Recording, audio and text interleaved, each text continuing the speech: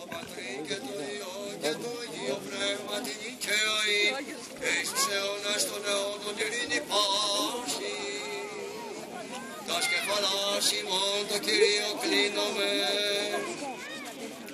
Κλείνον, Κύριε, το σου και επάκουσον ημών, ο εν Ιορδάνη βαπτιστήνε καταδεξάμενος και αγιάσος τα ύδατα, και ευλόγησον πάντα ημάς τους και της κλήσεως του Θεούς μέοντας το οκρούς πρόσχημα, και καταξίωσον ημάς εμπλήσιο του αγιασμού σου, τα λείψεως του κρατισμού, έτος και γενέστημη, Κύριε, εις υγείαν ψυχίστε και σώματος.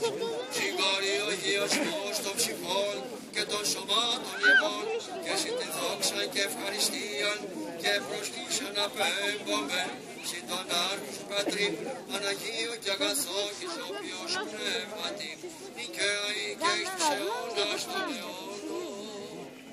Εν Ιορδάνη βαπτισμένος σου, Κύριε, ή της Τριάδος επανερώθη προσκύνησης, του αργενήτωρος η φωνή προς εμαρτύρηση, αγαπητόν σε Υιόν ονομάζουσα, και το πνεύμα εν είδη περιστερός, ευεβαίουν του λόγου το ασφαλές, ο επιφάνης Χριστέ ο Θεός, και τον κόσμο φωτίσας δόξα Συ.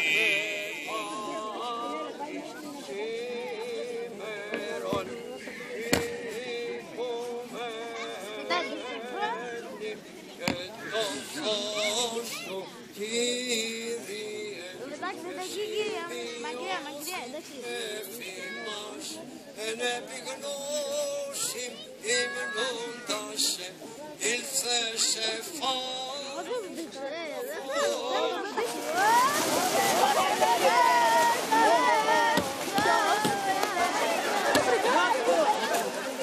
Τον πήρε ο Θοδωρής. Μπα, του χάσαν.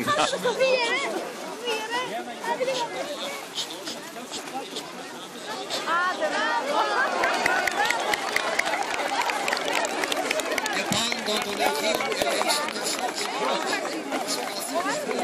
Πώς το βρήκε ο Κύριος? Παιδάκι. Ιησού Χριστέ ο Θεός, ελέησον και σώσον ημάς.